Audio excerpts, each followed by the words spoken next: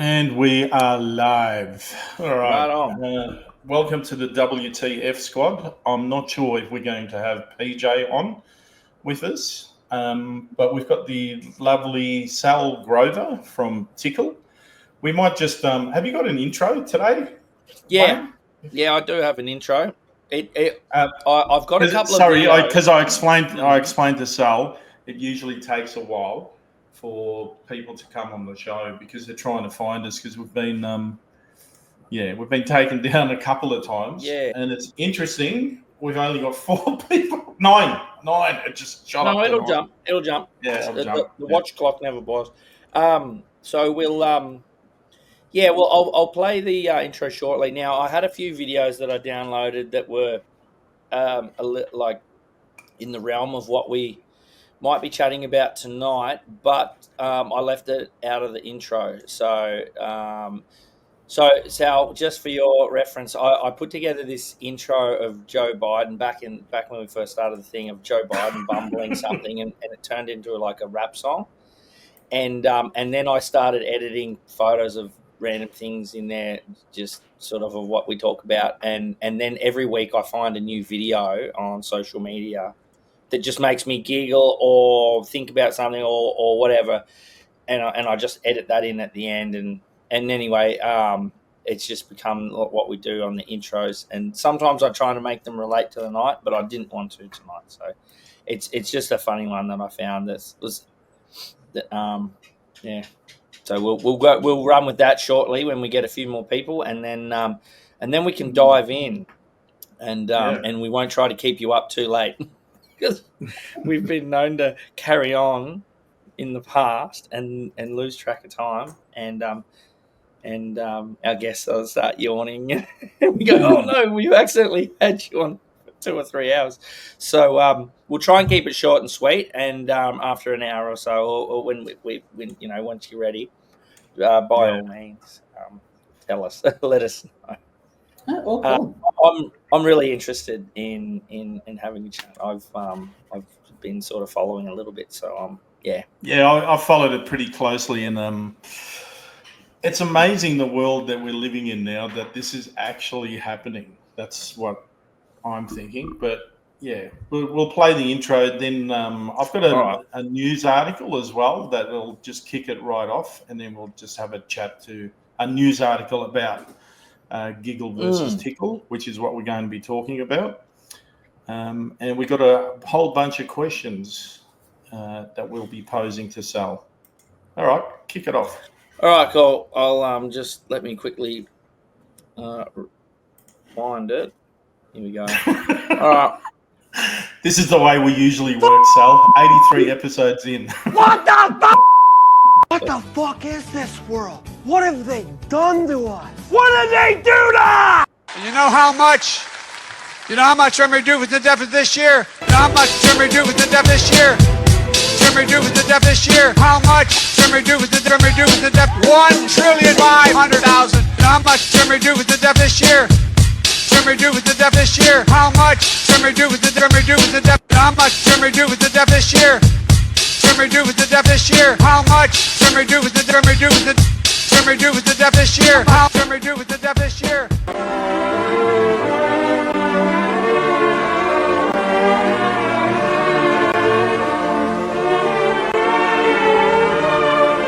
Usually, the mentally retarded are divided into classifications: the educable, the trainable, and the custodial. Obviously, we can only assess the abilities or potential of the mentally retarded on an individual basis. Seemingly random motions and movements are fairly common among the custodial retarded, and they may take many forms. Sometimes there are motions which seem to have no meaning whatever and may even cause unintentional self-inflicted injuries. The vast majority of the mentally retarded are intelligent enough that they can be taught a great many things. However, there's a wide range of ability even among those considered educable, and their ability to learn obviously varies according to their level of intelligence. Equally important is a stimulating environment. However, we must remember to set realistic standards that are not too high for the individual. Many of the trainable retarded can learn to take certain kinds of household responsibilities, some of which may be more complex than they are usually given credit for. All right. So, as you can see, we're not afraid of some words, but we pushed for them. We've had a bit of blowback because of some of the swearing and some of the naughty words. But as you would know, recently with the with trying the misinformation bill and censorship that's gone absolutely epic, I think that that you need to exercise the right, use it or lose it, is one of our mottos. So it is what it is. Anyway, Sall, nice to meet you. Lovely to meet you. Thanks for having me. Not a problem at all. I'm taking Michael's call. I'll go and mute. Do you want to whip up the article? We'll have a quick chat, Sal, while he's on the phone. He's just chatting with Michael, and Michael's probably going to link in some more streams and stuff. So just give us a quick background on it's Tickle, yeah? No, so I'm the giggle. Oh, sorry, you're the giggle. Oh, that's right. And Tickle was the okay. We'll get to that. So Giggle, give us a quick background on Giggle for those who don't know. Yeah. So basically, in 2018, I had just come back from America. I was working in Hollywood over there as a screenwriter. Yep. And I came back, and my mum and I just got the idea for doing a social networking app for women. It was going to originally just be a roommate app. It was basically when I'd moved from LA to New York, and I was looking for a room to rent, and I had like just the stupid things of like, oh, you know, you're looking for a boyfriend as well, or like if you walk around naked, you can live here rent free. And I was just like can there just be one thing that we do? Like it just doesn't, we don't have to just sift through that. Like it's looking for a room to rent can be quite demoralizing at the best of times. And just wasn't it just that sort of sparked the idea basically. And then as we were sort of thinking about it more quite quickly, we were like, oh, there's other little things that we can do. And it could just be like a place where women could sort of just connect. And so we, just started creating it and developing it.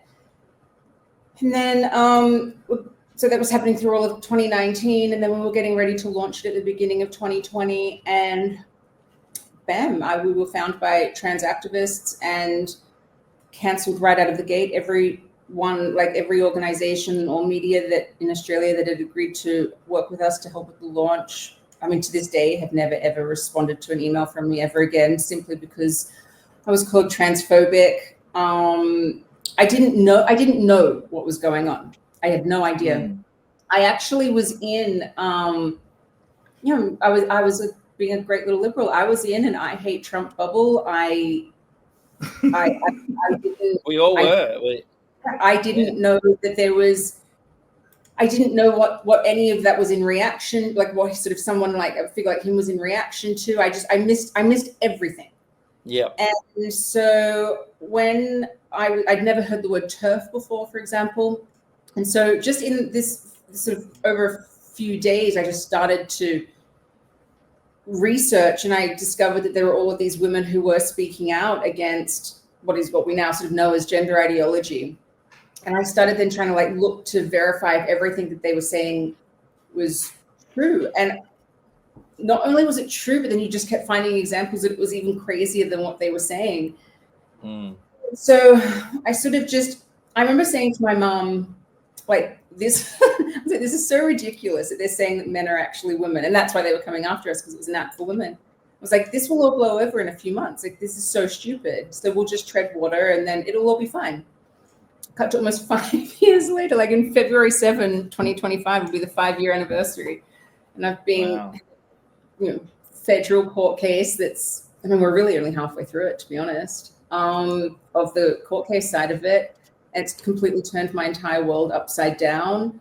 Obviously the app's not online at the moment because of all of this. And just this one stupid lie that men can be women has I mean, of course, the damage that it's caused to me doesn't even sort of compare, I suppose, to how much damage it's caused to some other people.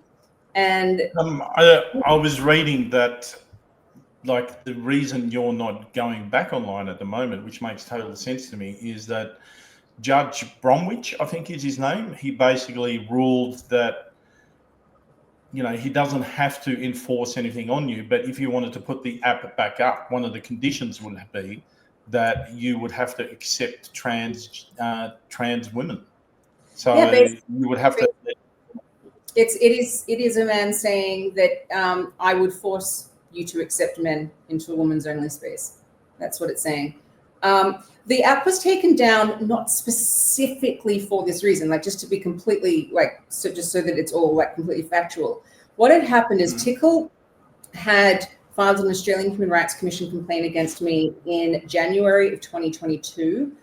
And then we didn't settle it in the AHRC. It was for gender identity discrimination, but to settle it, and how the AHRC works is basically, if a complaint is made and they think that the complaint is just, you try and settle it in conciliation so it doesn't escalate to court.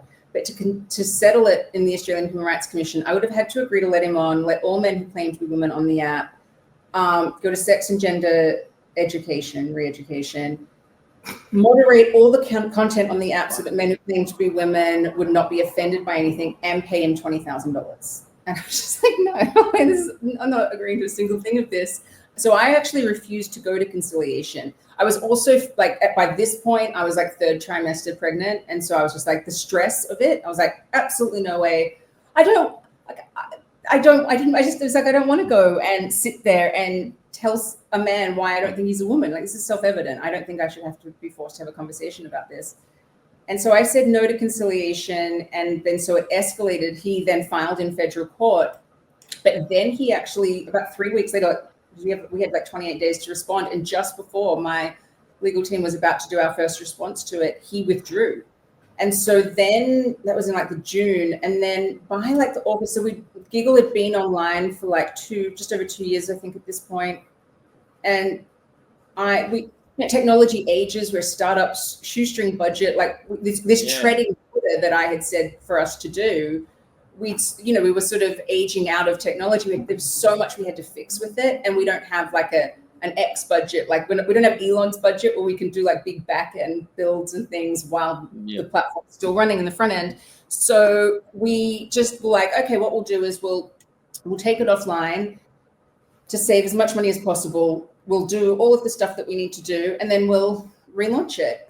But before we could relaunch it, he refiled in federal court on the same initial complaint. And so that then it had to be accepted into the federal court. So this has actually gone on longer than it normally would because of that like 6-month break, and then plus like another 6 months. Like it was basically like a year, an extra year, because of him withdrawing and then refiling, and the court had to decide whether they would let it go ahead. So it's just it is just dragged on like so long, so like just insanely long. Like if he hadn't withdrawn, we would actually be at the high court phase by now. Right. And there's no problem with that, just being able to withdraw and do it again and that sort of thing. That was allowed to mess everyone around. So before we go too far further forward, for those who don't know, can you give us just a really quick background on Tickle?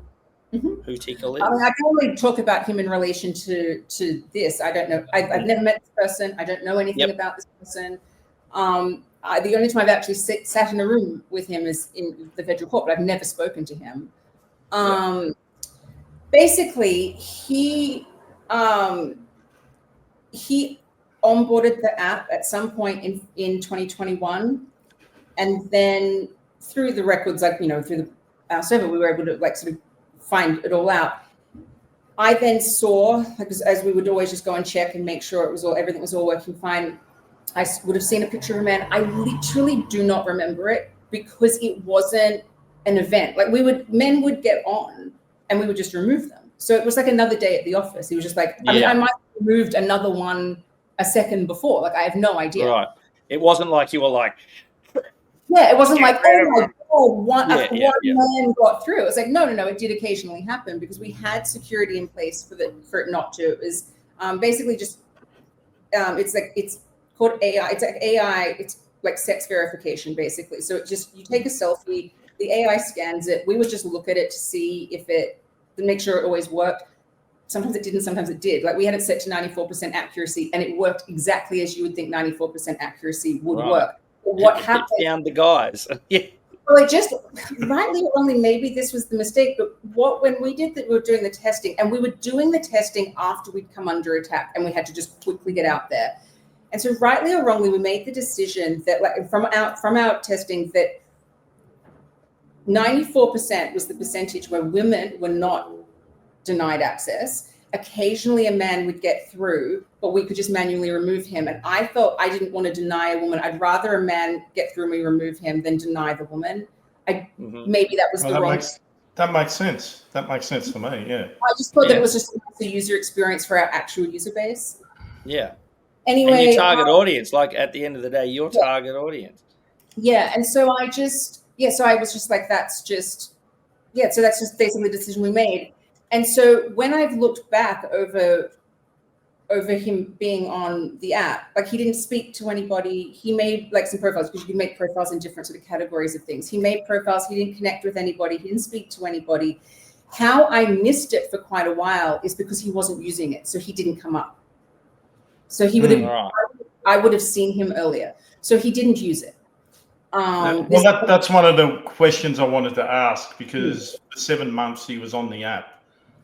But he was on his phone for 7 months. So he didn't actually. I wanted to ask, what did he use it for? Did he use it at all for anything? Well, no, because if he was using it daily, he would have come up when we were seeing, because we would go through daily just as a double check. Like you'd see the downloads, and then you'd go through quickly the users. It would just say you just scroll through, and like you can see men, like, when you've just got like so many women, you just see. You can see them; they stick out. Yeah. Yeah, I mean, everyone watching this right now can tell who the men and who the females. It's really, really obvious. Yeah, Tom's obviously a female.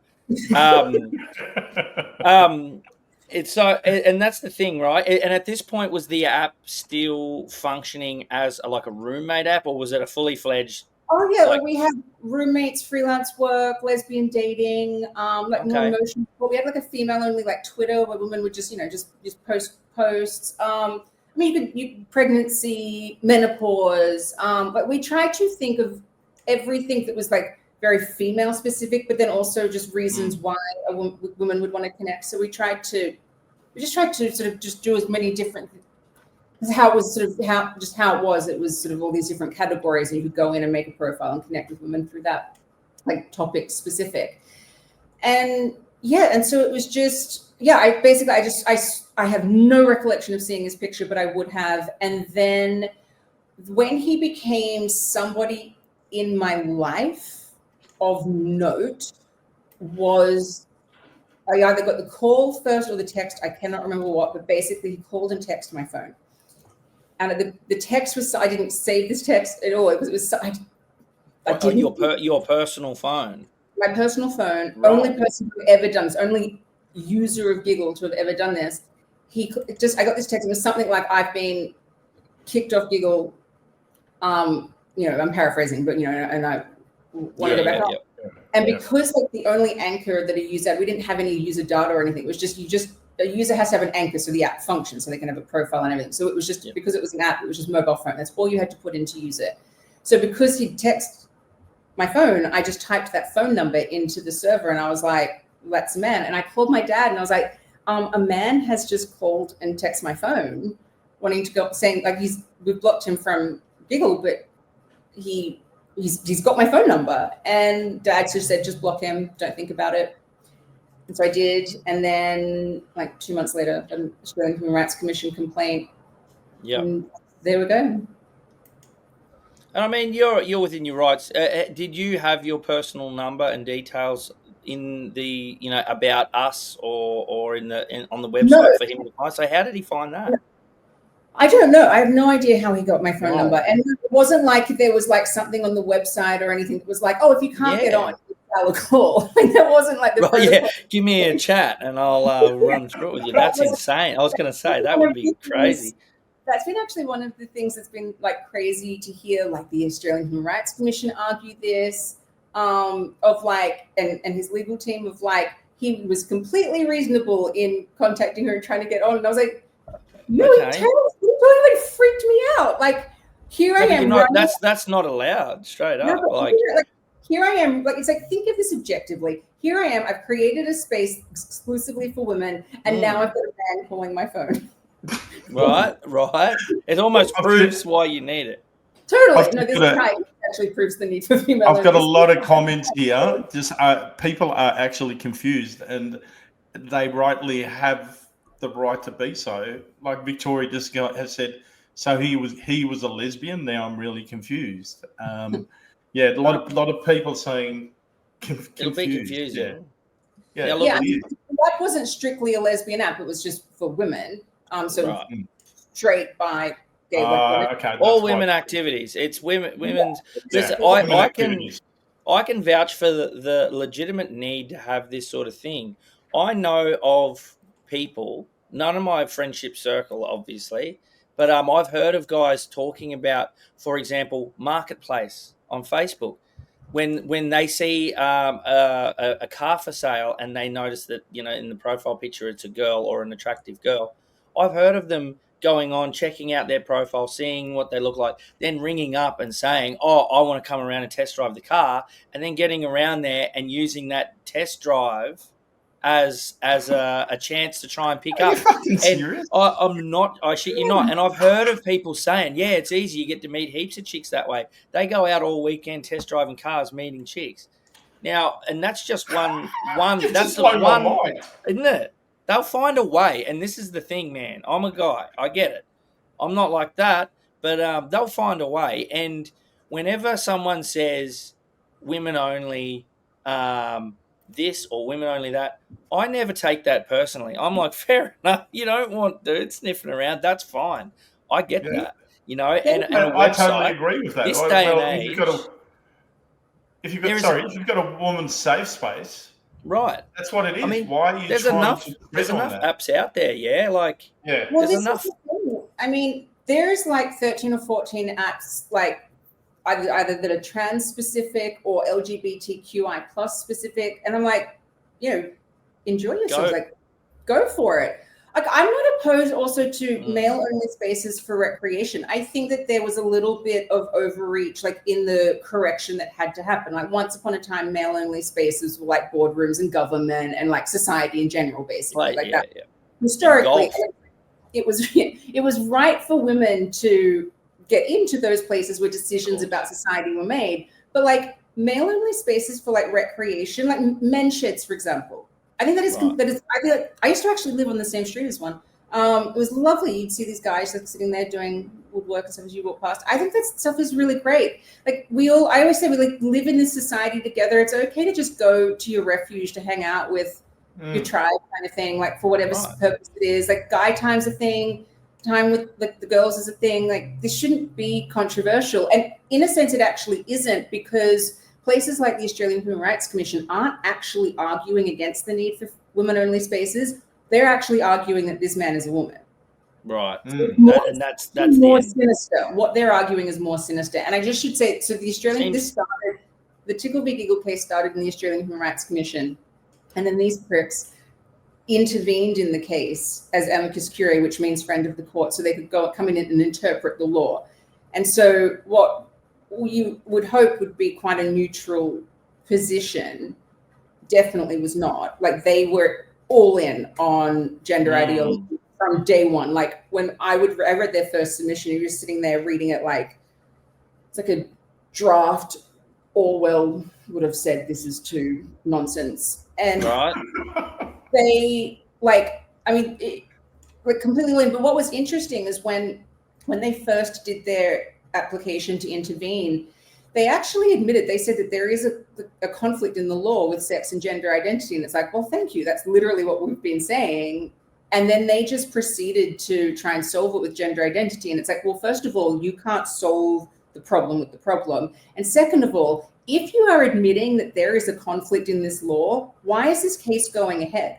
Why are you leaving it up to a private citizen to fix it? Go Yeah. say this should not be happening. Go and talk to legislators and say, can we work out this law and get the conflict out of it so it's fair for everybody, rather than putting us all through the onus on you to do that for them. That's really what they're, and then they're not even being unbiased by standing in the middle saying, well, let's let these guys figure out, our job for us. They're fully, but why is it, do you think, that they side so heavily on that? Like, it can't just be like, this is the right thing and we need to stick up for it. It feels like there's something pushing. There's a reason. It feels like there's a reason, and I don't know what it is. I really don't. I don't think it's an ideology that they're selling, and I can't quite put my head on. I mean, we've been trying to get our head around it for a while. Yeah, I have a theory. I have a theory that, and I think this is probably the only way it makes sense to me. So the Sex Discrimination Commission, which is part of the Australian Human Rights Commission, which is the Sex Discrimination Commissioner, who's the part that I'm in trouble. It's ironic as well. It's crazy. The Sex Discrimination Commissioner is intervening on a sex versus gender identity case on the side of gender identity. So none of this is supposed to make sense. It's supposed to make you feel insane. But this gender ideology got to where it is now because it happened in stealth, because it's so ludicrous. It is just this attack on basic reality and our instincts. And so none of this stuff would have ever been voted in. So they had to do everything in stealth. I think it is that sinister. There's lots of different sort of some evidence and documents out there that people have found of of different plans that were in place. And it makes sense that if you were like, okay, well, which institution do we infiltrate the ideology so it can then just spread everywhere else? Well, you'd just go to the Human Rights Commission, wouldn't you? So I just think that they're completely, if not completely captured by it, captured enough that it renders anyone who is within the institution that does want to push back, it renders them useless in a sense. Yes. But I mean, for like 3 years now, I've been wanting to know, like, have they ever started to think that maybe I have human rights too? Well, that's what I was going to say. If you're allowed to have a space specifically without males or the male gender, then why can't you have a space that's male and trans free? You know what I mean? Like, why is it that you can say no guys here, but you're not allowed to say, or like biological women only? Like, it's kind of weird that it's like, it's cool to chuck the guys out, but everything else. In the closing submissions in the Tickle Big Giggle hearing, like the Tickle barrister side did say, like, they were fine that Giggle excludes cisgender men. It's just we're not allowed to exclude transgender women. And it was quite like amusing listening to them saying that, because it was like, by even mentioning cisgender men and trans women together, it's like, yes, because they belong to the same category, male. Like, that's our entire point. You need to create a language to describe them.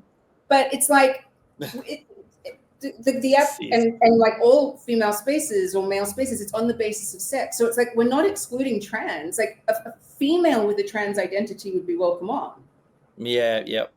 So if she could think we're not policing their thoughts, it's like, I don't care what you think about yourself, like, come on board.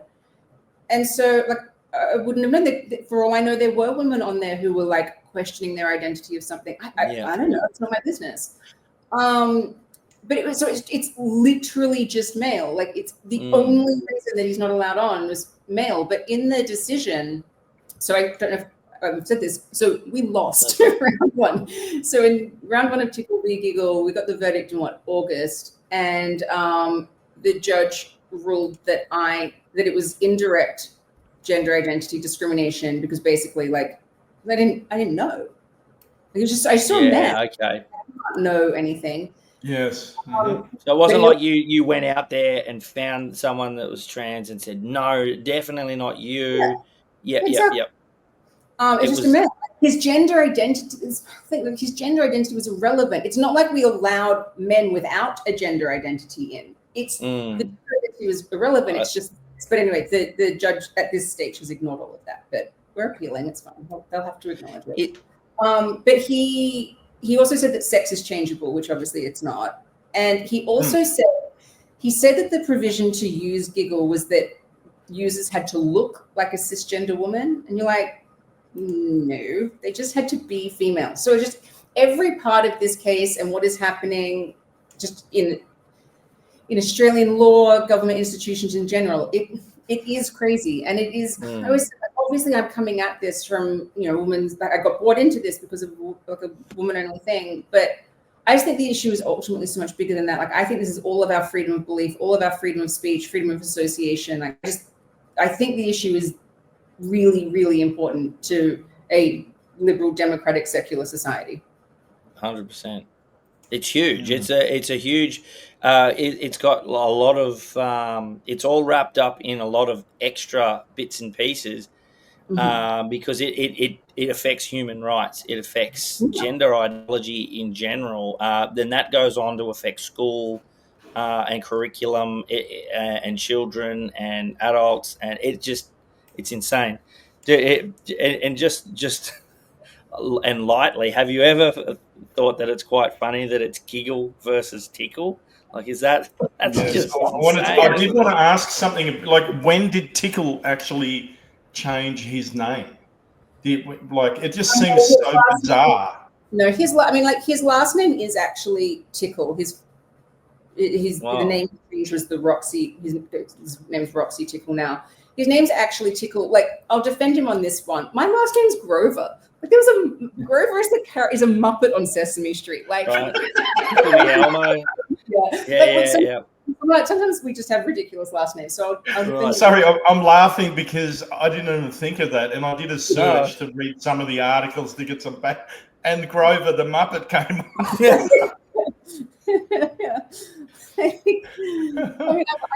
My first ever thing I was ever given in my whole life was a Grover toy. Like, and so now whenever Grover has a baby, we do a Grover toy. Oh, that's awesome. Yeah, but no, yeah. So what was the question?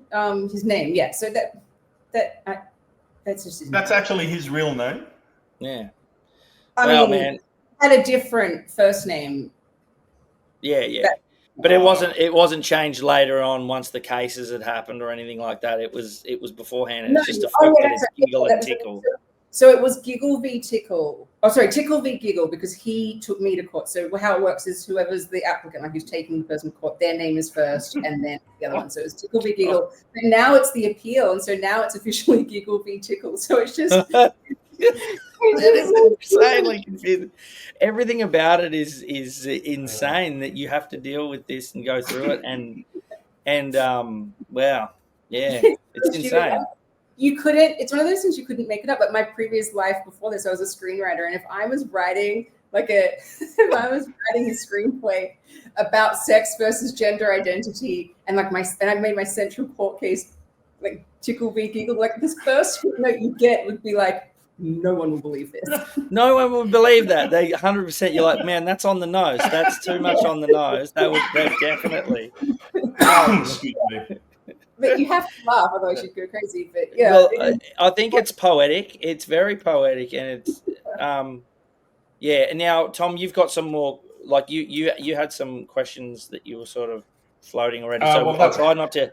I'll derail the whole conversation because I just get excited and start talking about stuff. So we'll try and stick. Yeah, but I mean, we go off on a tangent like we usually do. I just try to make it a bit more structured. But I wanted to ask you. You had interactions with the sex discrimination officer in Australia. You sort of touched on that, but I mean, sorry, I shouldn't be laughing, but. It, like you were saying before, it just makes no sense to me that they're basically on the other side and they're defending a man who's basically now I believe has had a sex change, but I don't understand why they're not defending you, why they've taken that ideology. So you get just some interactions that you've had with them. I mean, because I found it bizarre. My interactions with the Sex Discrimination Commission have only ever been through lawyers, so I've never spoken to them. Okay. Other than on the first day of the hearing, Anna Cody, who is the sex discrimination commissioner. I just arrived in the courtroom, and my dad was with me, and we sat down, and she came up and said, "Oh, hello, Sal. My name's Anna Cody. I'm the sex discrimination commissioner," and shook my hand. I'm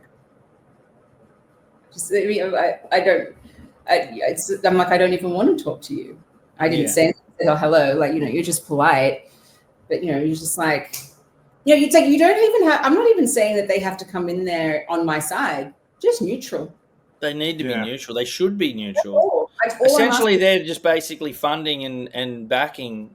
Like they've chosen someone and gone, well, we're going for this side. So there's no court. Yeah.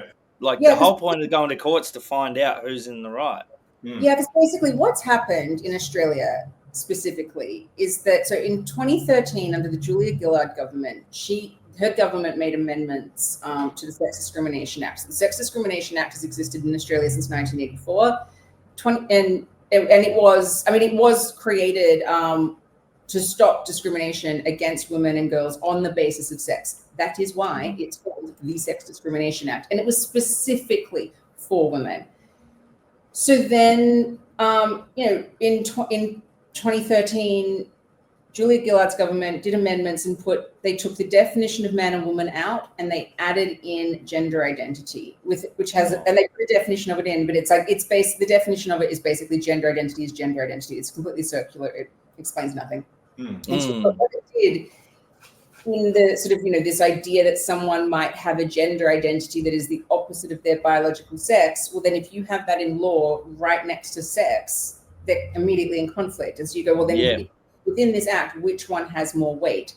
So at the moment, the federal court is saying that gender identity has more weight in the Sex Discrimination Act. So therefore, it's the Gender Identity Discrimination Act. So where does that leave anyone who doesn't have a gender identity? Where does that leave anybody who doesn't believe in gender identity?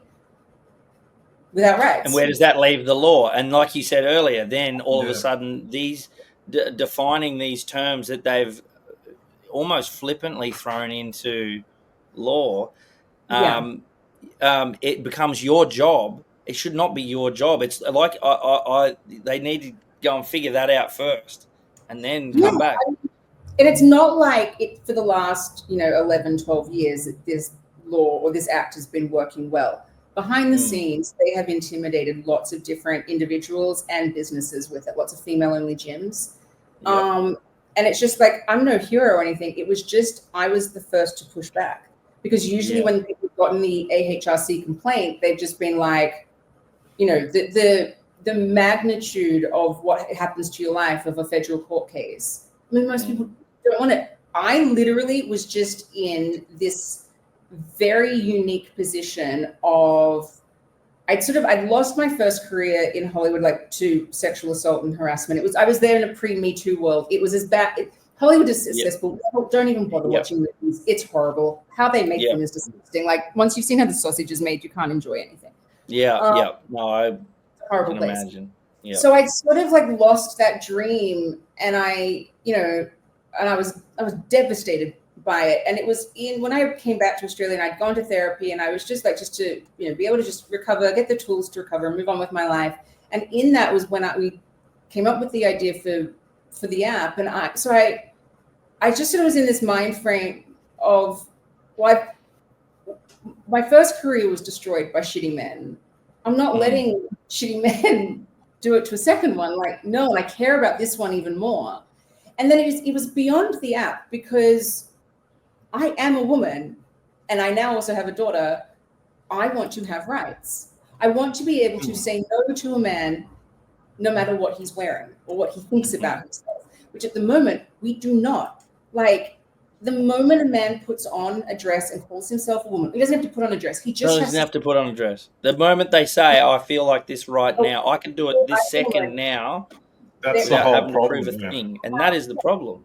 The power that person then has, but also over you. Like, it's like, obviously, as I said, like, I come at it from a woman's thing, and women are very much the canary in the coal mine with this issue. It's everybody. Because if you were to misgender this person in the workplace, or you were to say, no, you're not a woman, like the punishment that you can get. I mean, people lose their jobs over this. So I was just like, I remember the day that we finally had to say officially, like to respond of whether we would go to conciliation. And like, if I was going to go to conciliation, I knew that I wasn't going to agree to anything. I knew that they weren't going to agree to anything. So I was like, there's just no point. But I knew, but when I formally was saying that, I was like, I'm risking going to federal court with this. Am I prepared? And I was sitting here in my house, like heavily pregnant, I'm just taking a deep breath, going so like if it goes to federal court, then that's just what will happen, and we'll just have to deal with it. Because there was no world where I was going to put the app back online with men who claim to be women on it, because it renders the whole thing useless. It's pointless. Like, oh, look at me, I invented Twitter. Like, how great am I? Like, why would you bother using it? The whole point is that it's female only. So I just was like, it's either I just give up or I fight. And so I was like, oh, I'll fight. Yeah. Good on you. Yeah. And it's the thing that inspires me is that it's that fight for what you should be able to do. It's your app at the end of the day. And like we said earlier, there's a million other ones out there. Yeah. Can't you just fuck off to another app? And that's how it is. What I don't get. In Really so much of life, you know. If somebody wanted to go out and create a woman plus, men who claims to be woman app, create it. Like, I'm not going to stop you. I'm not going to use it as well, but I'm not going to interrupt you. Go and do it. You make an app exclusively for men who claim to be women. Have fun. Godspeed. I don't care. Like, to me, diversity and inclusion is us all having different, like just everything being available, but no one being excluded from what's available to us. Because it's the thing of like, so say for example, a good example of this is in South Australia. About 18 months ago, there was a barber shop that applied for an exemption to be male only. It was male only, but they wanted to make sure they had legal protections for that, because they were like, not only do we all only know how to cut men's hair here, but we want to create this environment where like that it's like guys, like the men come in and chat and it's just men. And I don't know what happened with it. There got no coverage in the end. So whether they had to just concede and I don't know what they're doing. Probably. I would say so. But there's a South Australia state law. So I don't know where I have no idea, but I hope that they've stuck to their guns with this. But so to me, there's a problem with that. The problem would be if they said all hair salons can only be male only, or all hair salons can be male only. Then you've got a discrimination problem. But if you're like, oh, this one here is just for men, or this one here is just for women, you're like, well, that makes perfect sense. So it's like if they said the internet is only for women, then you go, well, hang on, that's not fair. But if you go, just this little part here, this one thing here, this is for women, or you can have a few of them, but we can all use the collective thing. Like, I think it's an overreach of discrimination here. I think this term discrimination 100%. Is being used. Yeah. It's the victim Olympics, and it's like you said earlier, he hadn't even been on mostly at all for the 7 months or however long it was. And it wasn't a big deal until he was no longer allowed on. And then it was like, finally, it's like going fishing and you finally caught something. Right, I'm going to ride this one to the ground. It's nothing about the app, I would assume. It's the fact that I get to do something now and my name's up in lights and everybody gets to know about how much of an activist I am. It's all self-important and self-righteousness. And like you said, you should be able to have your little corner. It's not like you said all dating or all sites, the social sites should be, gender whattever.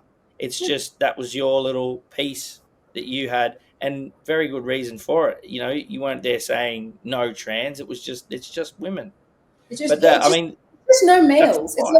It's the thing of like, it wasn't like we were like women plus nice guys or women plus men who don't have a gender identity, or like, I don't know, women plus men with short hair. Like it's just sex based. And prior to these amendments, this was completely non-controversial. It was completely covered in law. Yeah. So this is the thing of when like everything about gender ideology, every claim it makes, the opposite is actually true. So they say men are women, they're not, they're just men. even when they're going on about how like they're the most oppressed, marginalized minority, it's like, no. They got laws changed in stealth and they took away rights from other people. Yeah. What marginalized minority community of people have literally ever been able to do that? None. None, ever. So literally every single part of gender ideology is a lie. And that's also why it is so important to fight back against it, because what makes it so dangerous. Because I just think once the government can force you to believe or accept, so no one can completely force you to believe anything, but once they can accept, once they can force you to accept that men are women, all bets are off. They can force you to accept anything, and that terrifies me more than anything else. Yes, me too. It very much reminds me of George Orwell's 1984. 2 + 2 = 5. But that's the crazy thing. I always wonder if there was like a moment with George Orwell where he was like, what's my analogy going to be here? And if he thought, oh, men are women, then he went, no one would ever believe that. Like once again. But have you know, like the world seems to be very upside down. Like things that 10, 20 years ago probably, you would have thought that would never happen. Like people are sticking up for pedophiles now and calling them minor attracted adults. And it's like 20 years ago, if you'd said that, everyone would have been shocked. You would have essentially been assumed that you were one of them. And you would have been in jail or something would have happened, or you'd be at least going to see a therapist. But these days, people are openly saying it, and it's mind blowing. And that would never have happened. And like you said, not that long ago, would George Orwell have thought that it was too on the nose to say it's the men versus women?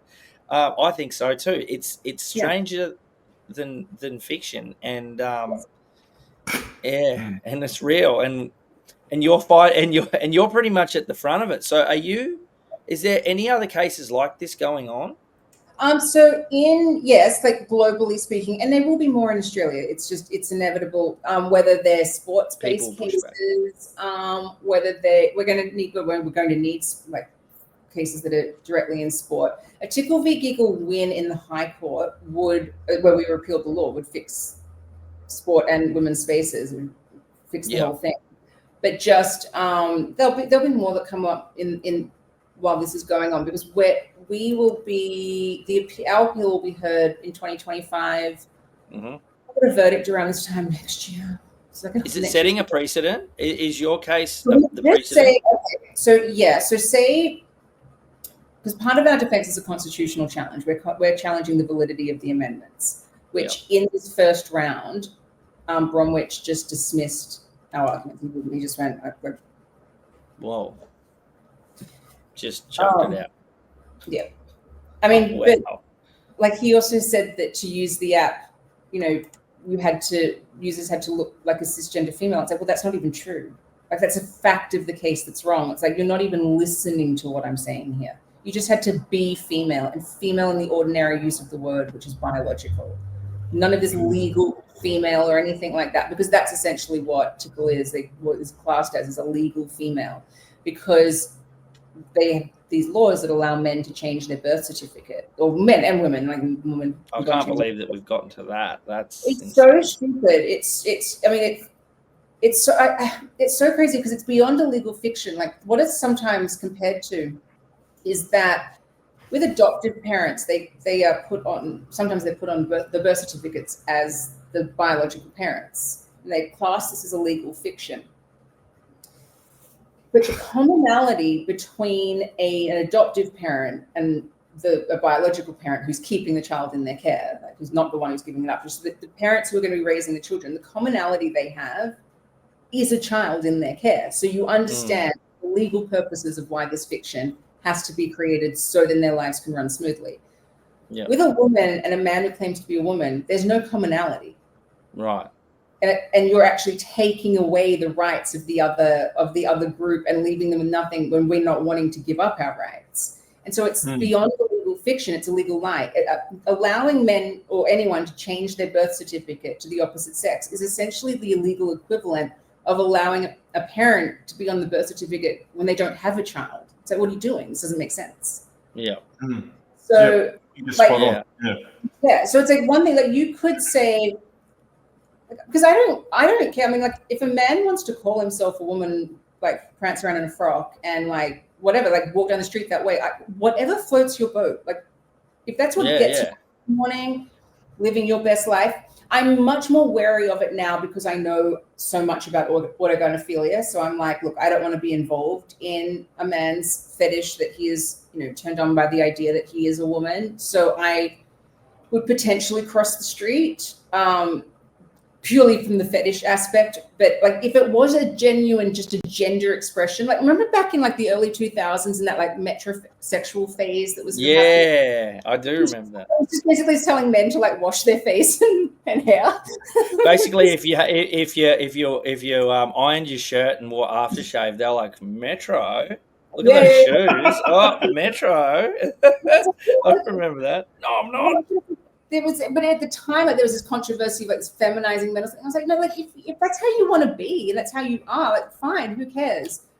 And if that's where we were in a society right now of just saying like all of these sort of stereotypes that don't help us or aren't necessary, we can just sort of like that doesn't matter. Let's just forget about them as much as possible. Like fine, like that would be progress, I would say. But this isn't. This is a complete upside down regression where we're just because they're saying they actually are women, and so it's just this complete lie that they're forcing everybody to believe and taking away everybody else's rights. Where you're like, this is well, it's one thing if it's like there's differences and different people and you add bits and pieces in or whatever. It's another thing to say no. What we've known forever is now different, and this is now this. And when you go, oh, that's a bit weird, you go, no, you have to believe it, or we'll get you. That's that push back against the authority. Like all my hairs stand up on the back of my neck when people do that, because that feels like a slippery slope to what else are you going to make me believe? Completely. And what if I don't, and I get punished because I don't go along with your games? Well, that's the thing is like if we don't push back, like the next stage of this is like vilification and hate speech laws, right? Yes, which they're trying to do. Yeah, I mean that's the plan. Yeah, I actually am quite optimistic. Oh, I think that the pendulum swings both ways, and I think it's already started swinging back. I've noticed on social media, and it's hard because you do get caught in a bit of a echo chamber. No matter where you sit on any part of the fence, you'll find that you get a lot more of whatever you're into or what you're looking at, no matter what. But I've noticed a lot more in the comment sections. They used to be insanely one-sided, and now they're coming back the other way. Across platforms and inside or outside of echo chambers, I've just noticed that the comment sections are no longer supporting that narrative. Yeah. But I think it's a matter of time for people like you, where if you can just hold on for a bit longer, it feels like the public opinion swaying. Completely. And I mean, and just actually going back to like other cases, you're saying there are globally other cases that have popped up now. So in the US, there's two really important cases. There's one about the gender affirming care medicine to minors. Oh, so the oral arguments have been heard in the Supreme Court. There'll be a judgment on that, like a verdict, I think, within 3 to 6 months. That's going to be huge. And it seems like they're going to ban it. I would say that's what I would bet my money on. I think the court's going to rule against gender affirming care, which is just such a horrible thing to call what they actually are doing. And then there's also a case in the UK, in Scotland, an organisation called For Women Scotland has challenged. I'm going to get this wrong, but challenged the Scottish government. Is it the Scottish government? No, Scottish government the UK. Okay, I'm going to get that wrong. But anyway, because they've got their legislation is the Equalities Act. And so they want to know basically how they've got, then these men get gender recognition certificates, which means they've been interpreted that means that they override biological sex or reality or whatever, and so they're sort of just challenging that to try to basically establish what is a woman in law there as well. So so there's pushback that is happening, and it will only grow. And the thing with the law is it works really slowly. Yeah, it's grindingly slow. Oh my God, it's slow. It's brutal. It's so painful. Like, just do you think maybe that's the reason for their absolutely brutal push and aggressive push towards gender ideology, politics, and changing laws? They seem really brutal. Do you think maybe it's because maybe it might have seemed for the longest time that nothing would change unless they're that brutal? Because it just seems like they're so aggressive in their push forward. The only way that gender ideology could be any way successful is if they change laws and stuff, and they change the laws before anyone knew, because no one would vote for this. Because it doesn't make sense. There's no votes. I mean, and it's the thing I find so offensive, because say in Australia, like, the Australian government made gay people practically beg to get married, and it took 2 decades of activism to make it happen. And incidentally, the Gillard Amendments abolishing the reality of sex in the Sex Discrimination Act happened 3.5 years before the plebiscite for gay marriage, which was same-sex marriage, which is a different act. That was the Marriage Act they were amending. But in this other act, they were saying there's no such thing as sex. And in this one, they were very much upholding that. So, I mean, a big fuck you there. Yeah. But no one, the time it took to get people on side for gay marriage was something that, and the thing with gay marriage is it doesn't actually affect anybody else. Like, it's not like when gay marriage came into law that we all had to get gay married. Like, it was could. And it's like, well, that makes perfect sense. Whereas this, it does affect everybody, because suddenly you're being forced to believe something. It's affecting us very core, like at our most basic instincts. So that's a hard sell. You're just not going to get people to vote on that. So there just really isn't a country where anyone has run on this. Like, even in New South Wales, there's the independent senator, whichever he is, Alex Greenwich. He's the guy that's sort of doing the state law in New South Wales, the New South Wales Equality Act, and he just wants self-ID. Everyone can just do whatever they want. From my knowledge, though, he didn't campaign on it, but then came in like, okay, this is my legacy legislation. Yeah, and they're all looking for a legacy. This is the new big hot button. It's been for a few years now, and still will carry on. I mean, I think in Australia, I think if you're an Australian politician still backing this ideology at this point, I think that you're an idiot, and I think that it will destroy your career and legacy in the long run. Because if you are so much in a bubble that you're not seeing the political climate changing around the world and actually being able to look at what it is, which, it's a hard lesson to learn. Like, as I said at the very beginning, I missed that this had happened because, Trump got in 2016. I was still living in America at the time, and like everyone, I was just like, how? Like, I just thought this guy was an idiot, and I was just like, he was horrible, and just like, how could anyone have voted? Arguably, he was a bit of an idiot. I think he's changed a lot since then, but at that point, he was out of control with how he spoke to people, how he was on social media. Like, he was an idiot. Well, my kids were worried that we were going to have World War III on our hands, and they were pretty young. I think they were 5 and 6 at the time. Yeah, and they were worried. I was worried too, but now I see them in a totally different light. Yeah, I think I got to by about 2021, after I just sort of spent a year researching all this stuff, I was like, oh, I get it. I get what a bunch of people had realized was happening that so many of us had completely missed. And so it's interesting watching the latest election play out, where there's still people going, how did he possibly win? And it's like, step outside your echo chamber for 20 minutes. Yeah. Just talk to people who are saying things, and rather than just yelling bigot at us and saying that we're nuts or whatever, why don't you just listen to what we're saying and go and realize that we're not actually trying to take away anybody's rights, because it's not actually a human right to take away other people's rights. But gender ideology has taken away other people's rights. My position is, if you can find a way to protect men who claim to be women, or women who claim to be men, or people who claim that they don't have a sex, if you can find a way to protect them in law without taking away a single right from anybody else, do it. Yeah. And I don't think that's possible. They can't. Well, that's what it is, isn't it? It's give us all those rights over here for us, and you just then become cis, and they create a whole new name and all, and I hate that fucking word with all my passion.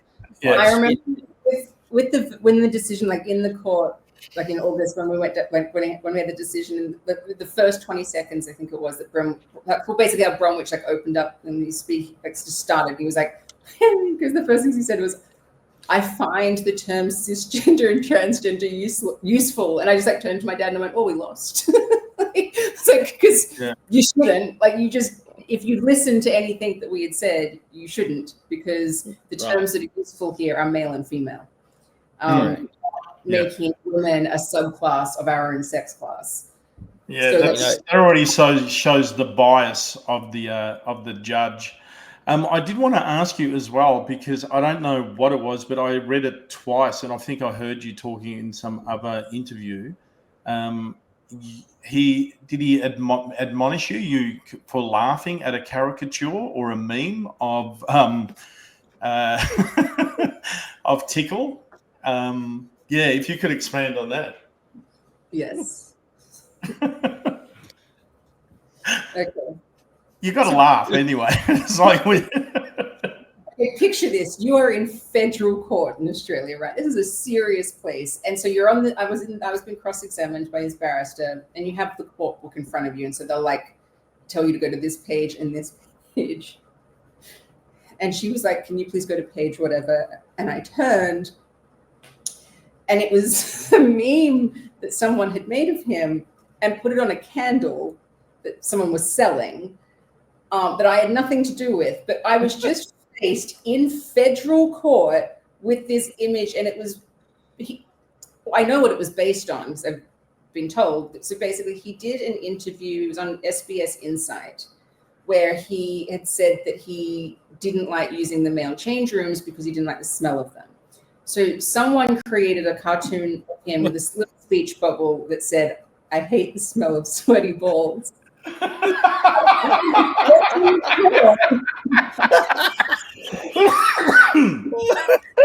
I no wonder you laughed.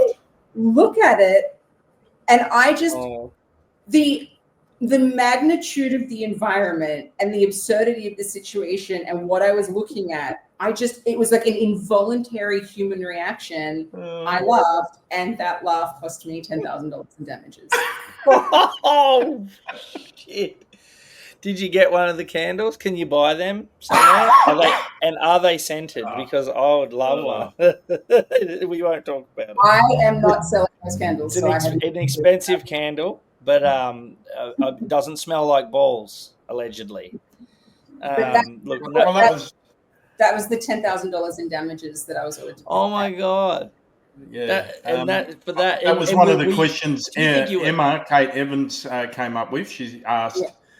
Previously, how much did it cost you? And so that answers that question. Sorry, Wayne, what were you going to ask? I was going to say, do you think that's an ambush? Did they do that on purpose? Like, did you know you were about to open up to a meme, or? Oh, I can't remember how it played. I think they were saying something about some sort of candle, and I'm like, what are you talking about? So I didn't create it. Oh, here it is here. Yeah, well, that feels like an ambush, like because that obviously. I don't know. I wouldn't have laughed, but I mean, it was just cynical. It was an involuntary human reaction. Yeah. So the other thing that's just so sinister, you're just sort of being punished for even just. I mean, laughing at something that's supposed to be funny. Like, I mean, if it's offensive to somebody, I'm like, well, you know what? I think that a man insisting that he's a woman is offensive. I think that's really offensive. I mean, I think you can do it. It's offensive. I don't think you should have to pay me any money. Like. Yeah, but why can't you be offended by anything at all? Yeah. So I'm still trying to get my head around the meme. So that was the prosecution. They basically brought that up. And this is the applicant's barrister, yeah. Because what they were trying to establish at that point of the case, so a woman that I know, you laughed.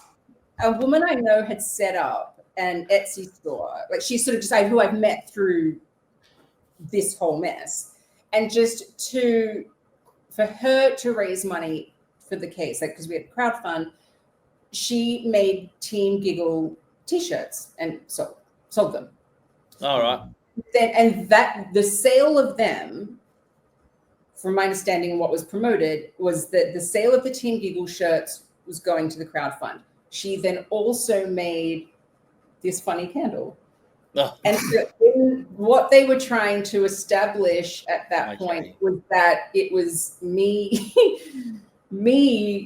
doing it all. And it's like, no, like this is some other woman who is doing this. Like I have nothing to do with it. Like I think that thank you for the support. Yeah. Totally. She had sold like 3 candles, not even 10,000 candles, like 3 of them. Are you guys still selling the Team Giggle stuff? I've never been selling them. You can. Are you funding? So we're still crowdfunding, yes. So basically, the first round cost, I think, the invoices would say it was either 540 or 540,000 or 560. I feel like out. That was the first round. What it cost in total. This next round, just for because we're going. The first appeal is to the full federal court. So we had hoped that we would be able to just go straight from the federal court to the high court, because sometimes you can.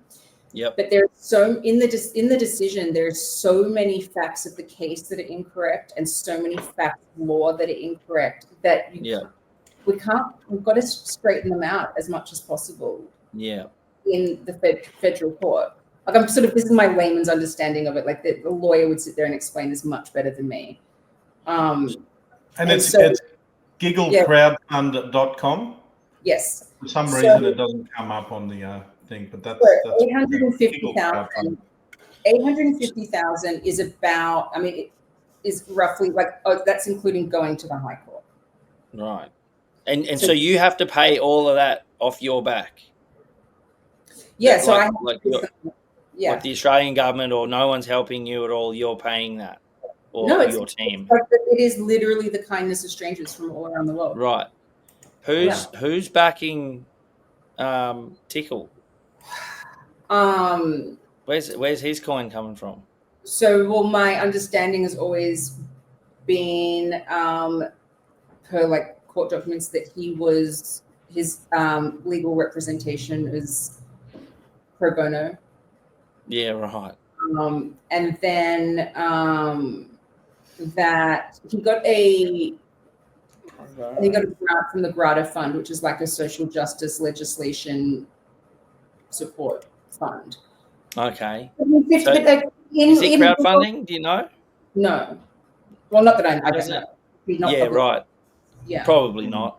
But so in the world, but $50,000 is obviously a lot of money, but in the world of litigation, it isn't. It's like it can be like 2 days in court. Like it's tiny. Like this stuff is expensive. Yeah. That can be your lawyer's bill just for having a couple of chats. Why did I create an app? I should have become a lawyer. Yeah, right. You'll by the end of this, you'll feel fairly like a lawyer in some aspects, because I bet your knowledge of the law and how stuff works, especially in regards to this. I mean, it's still pretty rudimentary, but it's much more than I had to start off with. Yeah. But I mean, raising the money, I mean, last year and the year before, so 2023 and 2024, that was, I mean, raising the $500,000, it was like a full-time job.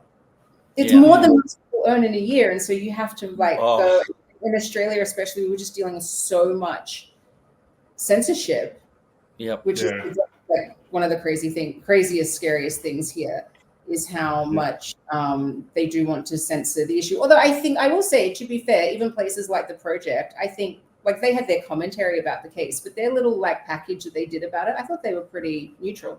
I was quite surprised. Oh, ABC yeah. We're not a big fan of the project, but No, we're I'm not. like I was impressed. Like, and you know, yeah, it's like, yep. like, you know, it's, I was grateful as well. It's like, thank you for like making your audience aware of this. And like, not a word of a lie, since April when the hearing was until now, I've received no less than it's at least 10,000 emails from just people in Australia supporting. Well, yeah, that's and because awesome. you know, I can't financially contribute, but I'm just going to tell everyone about it. And it's like brilliant. Like if you can't, like, you know, my ultimate goal here would be, it's like if we had enough people aware of the case, then, you know, like 80,000 people doing $10 donations. It's like it takes the pressure off everybody. We're collecting Right. this together. Like that is, to me, is so much more important than like one person coming along with a large amount of money. Like my thing is, I want people to be aware of what is going on. Yeah. How important it is, and let's together work together and fix it. And my way, like what I can promise in sort of in gratitude is that like I'm here to the end.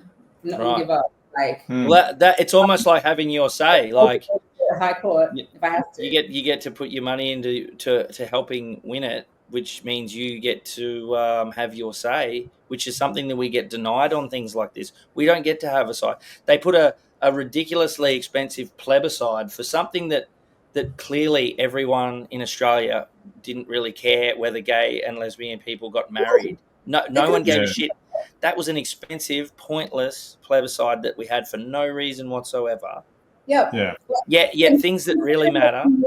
We know they'll change put amendments into law without consulting anyone about Consulting us, yeah, and letting us know. So it almost makes you wonder why they do bother with the big song and dance sometimes. To be honest, so that maybe there couldn't be a legal challenge, because there's different ways that laws are made in Australia. So either you have them by democratic vote, or you have it's like the external affairs power, which basically means we have to be in line with conventions and treaties that internationally. And that's one of the arguments without our constitutional challenge, is that Australia's Sex Discrimination Act is based on CEDAW, which is the Convention of the Elimination of Discrimination Against Women, which is a UN document. It's signed by 183 countries, 187, something, a lot. Only the really bad ones haven't.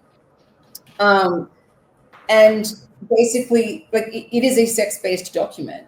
Like even like the UN Special Rapporteur against discrimination and violence against women, Reem Al-Salim, she's come out on our side. Like she's like, yeah, like CEDAW is for biological females. So, you know, in this 2 + 2 = 4, it means that Sex Discrimination Act in Australia is in breach of CEDAW by not protecting women on the basis of sex, and they're not allowed to do that. Yeah. So, yeah, but then this is the crazy thing of like, why on earth would a major institution like the Australian Human Rights Commission or a government just leave this in the hands of a private citizen? Like, why wouldn't they go like, you know what, this is ridiculous. Let's just go and fix this. You shouldn't have to do this. But sometimes I wonder if it's just as simple as votes. Like they don't know, and they're that worried about where people are going to vote. Like that was one of my things with the gay and lesbian marriage thing.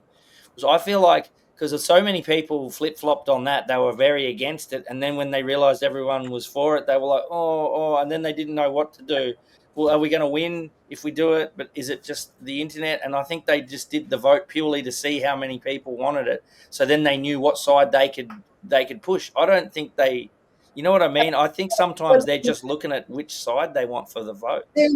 Most politicians are just playing it safe to get re-elected. Yeah, that's what. Yeah, rock the boat. I think you're just so out of touch sometimes. Yes. Even going like next year, like we're going to have a federal election next year, and even going into that, we know that cost of living is going to be the issue. Like we just know that that's going to be the major issue. So I wouldn't even be asking any party to specifically run wholeheartedly on this issue. It's like if you could just have we'll fix it once we get in, that's enough. Like, and then stick to the promise. Obviously, it's like you don't need to center your entire campaign around it. Like I get that people care. Like people ultimately vote so they can put food on the table and have more money in the bank. Like we all do, fair enough. So I don't think I mean, I'm pretty much a single issue voter on this, like beyond that, like the most important issues. My next big thing is this. Like, I'm just like, I can't vote for a party that would push this. Absolutely no way. 100%. Oh, I'm with that too. I think we're going to find that ultimately with gender ideology, I think that even as a society, a lot of people, if it was just women they were coming after, and especially like, lesbians have been really hit hard with this. If it was just women and lesbians that they were going after, there's a lot of people that would probably be like, oh, they'll work it out. But gender ideology came after kids. And, that's when parents really start to get involved. Oh, yeah. I think that's its ultimate undoing. 100%. And I've never cared as much as when I had kids. You can't even fathom what it's like until you literally, have to, and you just go like, oh, okay, yeah. Suddenly, like, I care about something more than myself, and more than the universe. I will destroy everyone to protect them. No, but it's your job. It's in your programming to protect not just your children, but their future and their children. Yeah. It's programmed deep, and that's also when they go for your kids. It's always going to create a problem. And when they use your kids as the Trojan horse, like recently in the get the 16-year-olds off social media, but it was, that's the Trojan horse to pull in all sorts of misinformation rubbish. And I do. Oh, it that really makes me angry too. It's got like, how dare you use our protective nature of our children as a way to slide something through the goalkeeper. It gives me the shits, essentially assuming we're all stupid.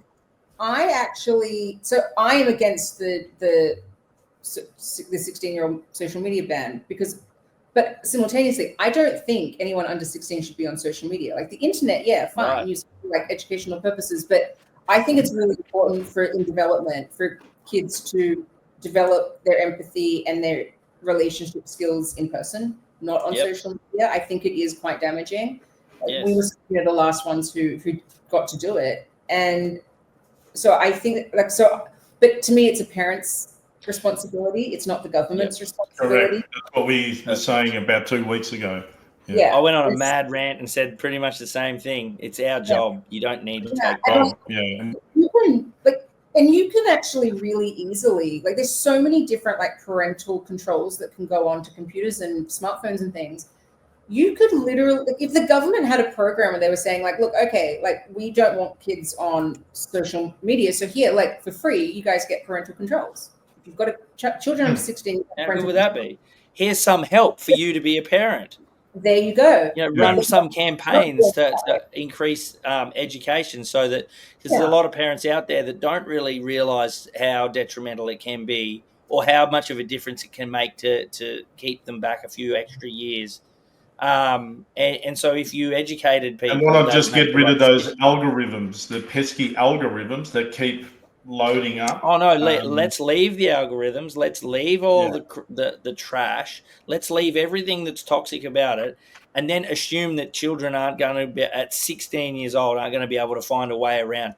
I know 16-year-olds that can literally. It's like the most like technologically savvy generation of all time. You don't think they're going to work their way around. It's like, this is a thing. It's such a stupid.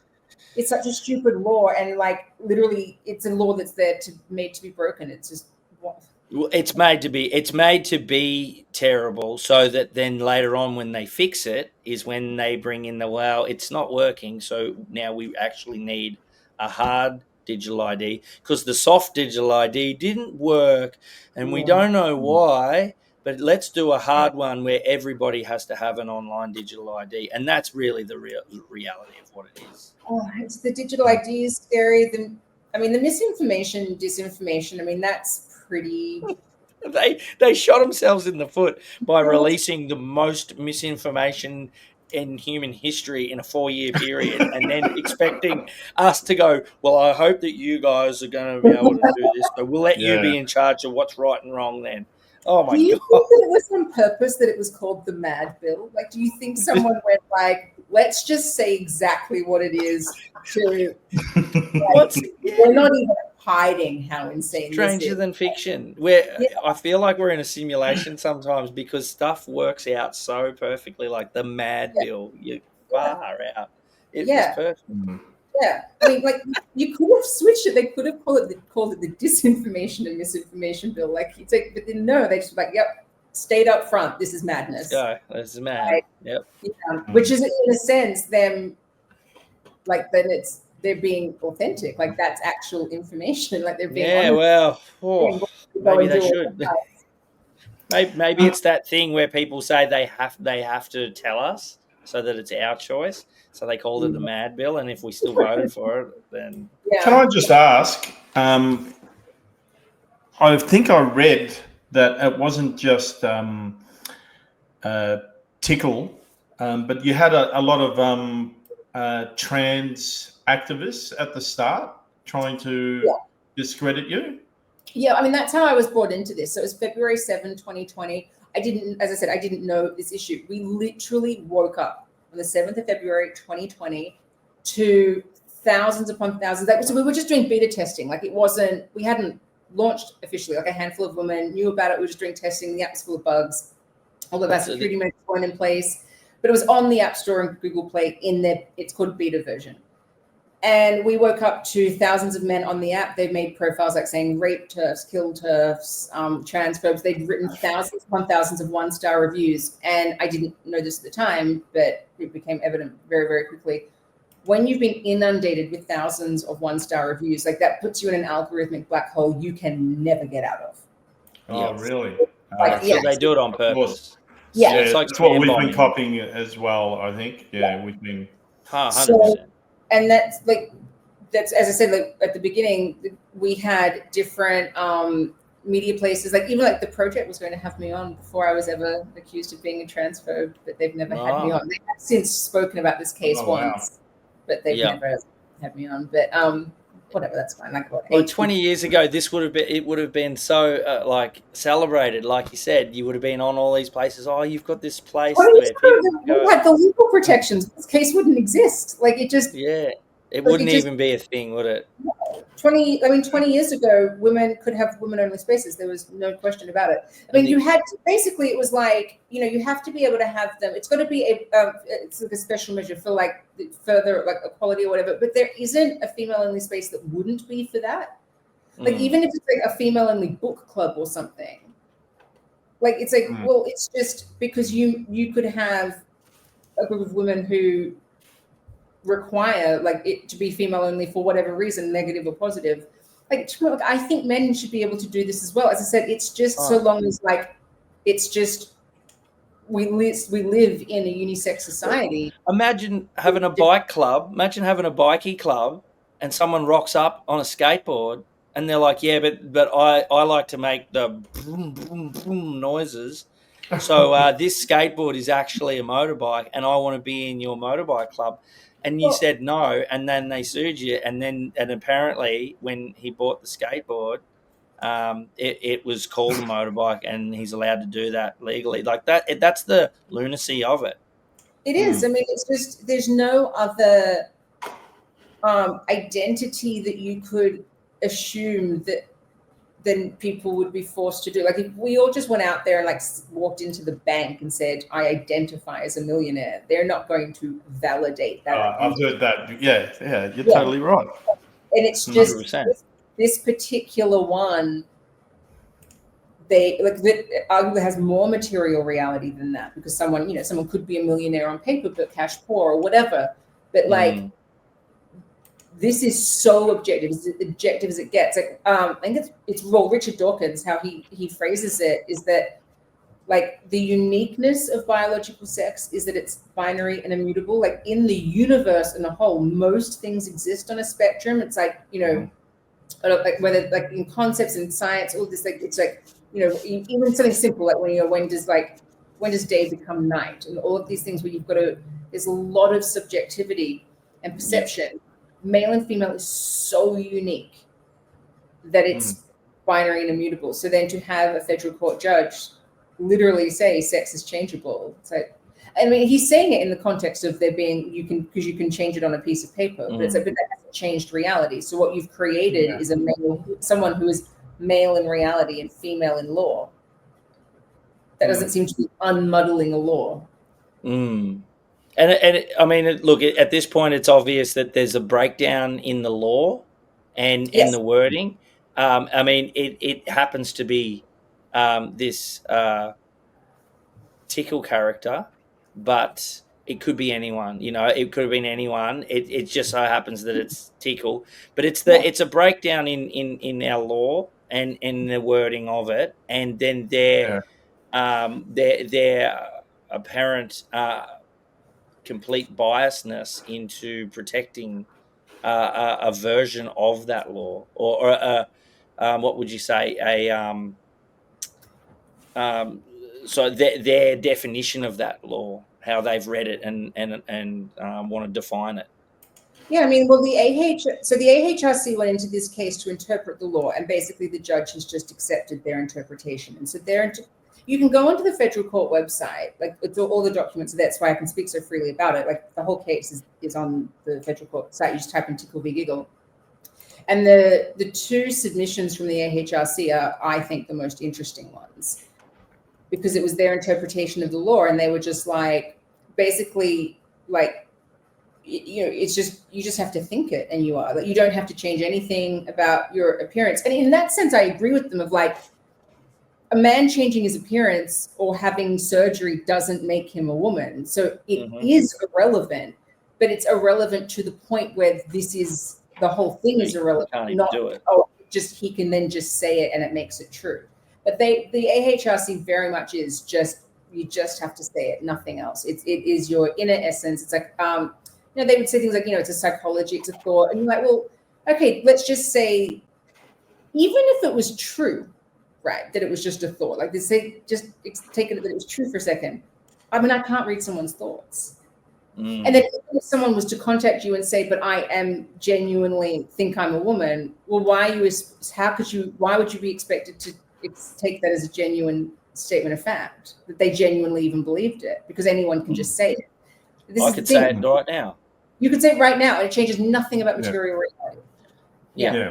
But you saying it has been put into law, and then it's crazy that they don't seem to ever want to acknowledge that people can use it to their advantage, even if they're not that way inclined. Somebody, it always ends up going dark, but predators can essentially use any of that stuff to get where they want to go. But everybody seems so hell-bent on that's just not possible. No, that's a real woman. It's not possible that there could be even one pedophile amongst the herd at all. That affects their own people. So the trans community is getting annihilated by people preying on that on weak people that need help.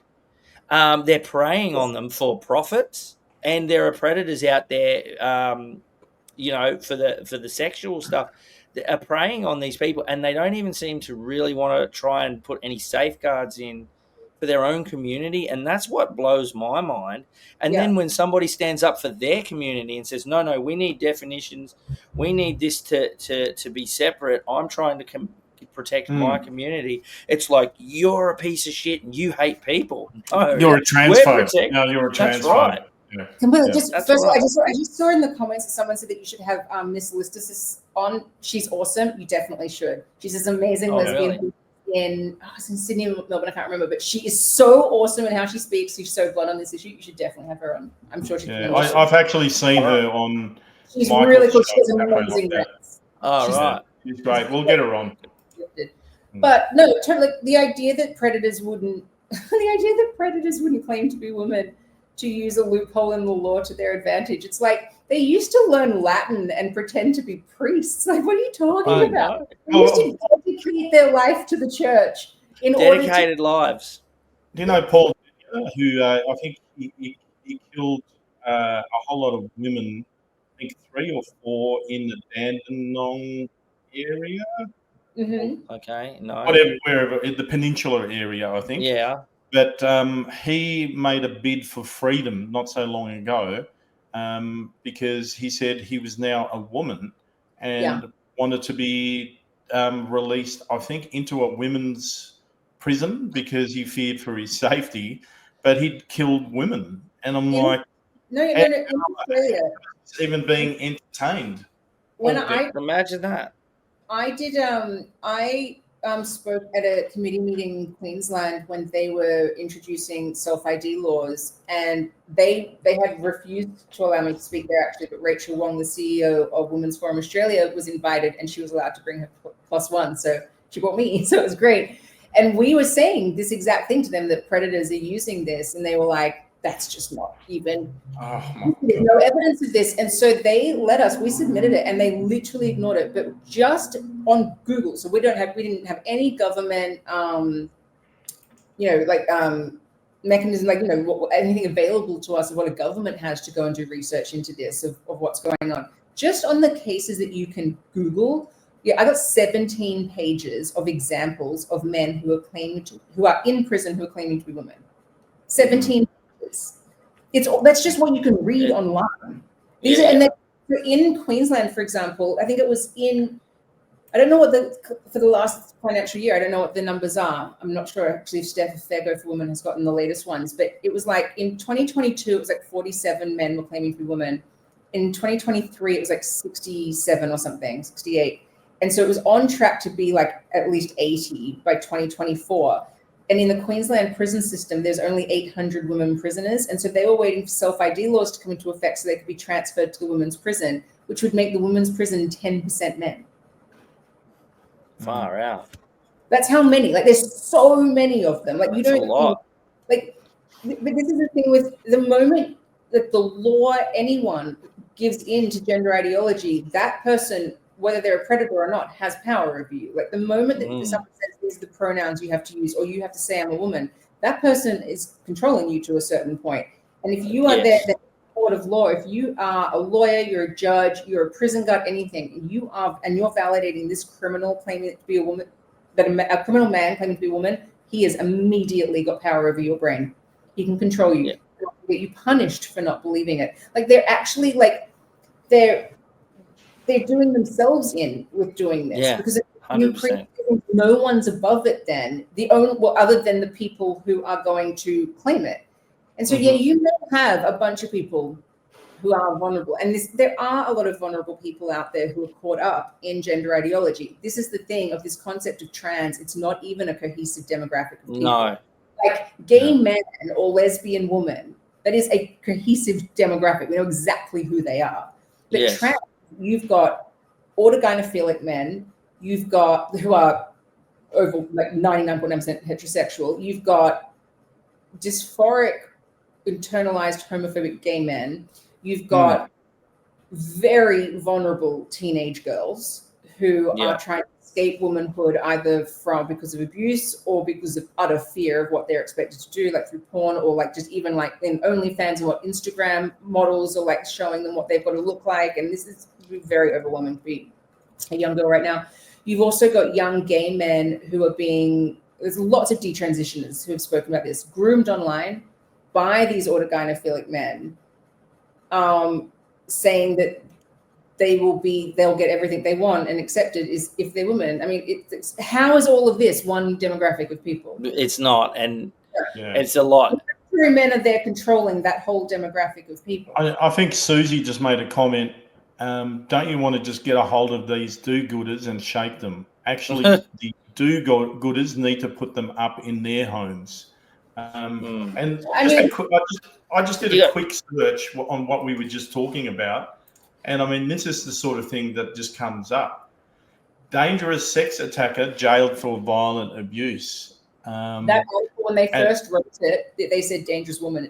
They changed the headline, the original headline of that. Dangerous, yes. Oh, so you know about this. Yeah, this is the first I've come across. Angel Hill, 20, was handed an extended sentence for her crimes. So they're still referring to her as a woman. She pleaded guilty to assault by penetration, sexual assault. strangulation and threatening with a bladed article in relation to the victim. Yeah, no, it's happening. In 2020, when I first got involved in this, it was maybe you'd get, like, globally speaking, like what, and then you've got to remember that it's what stuff even makes the news. Like, I'm aware of many, many cases of assault that no one pressed charges, so nothing, it went no further. But it was about every 2 weeks that there'd be a major story of, like, something, a man in prison or someone committed a crime claiming to be a woman, whatever it was. Now it's maybe 3 a week. That's more. Like, it's increasing. And I mean, I did a post, like, on X about it the other day. I was just like, if you give in to this ideology, the person who's forcing you to do it, they don't really, like, and claiming it's respectful, and, you know, to call a man a woman or call him she or whatever. They're not respecting you in return. They're just controlling you. And that's right. Why this ideology would attract the worst people as well. Like, it's right. It is just primed to be a predator's dream. Like, there seems to be a lot of people that have, I mean, literally, like, just dropped off their brains and don't use them anymore, but who seem to think that predators don't go to effort. It's like predators literally design their entire life around getting to their prey. And if all they've got to do now, look at priests. Well, not all priests, but they infiltrate. They infiltrate everything. So they infiltrate Boy Scouts. Like, they get into organisations that are supposed to be for the protection of children. And actually, Boy Scouts is a really good example, because Boy Scouts is an organisation that was for just boys that actually introduced girls, and it's one of the ones that men always, like, try and do as the gotcha. Boy Scouts introduced women for two reasons. One, they had crazy scandals of abuse within the Boy Scouts that needed, one, a rehabilitation of their image and to bring trust back into it, and two, membership was so down, it was either introduce women or fold. Or die, yeah. Yeah, so it wasn't like it was like this, like, feminist plot to destroy Boy Scouts. Boy Scouts had destroyed itself. Yeah, because it was so infiltrated with predators. Yeah, exactly. And so this is the thing. If you don't safeguard against predators, predators will go into your organization. Like, my daughter is 2. She will never, ever be allowed to go to Girl Guides, purely because Girl Guides has fallen to the ideology. So they allow men who claim to be women as guides. They allow boys who claim to be girls to go on camps. And I'm just like, well, where's the safeguarding? I'm 1 or 2 bad newsletters away from taking my kids out of school. Like, if anything comes back in any of those newsletters that I don't like, no more school, and I'll do it at home. If I have to make that work, I'll make it work.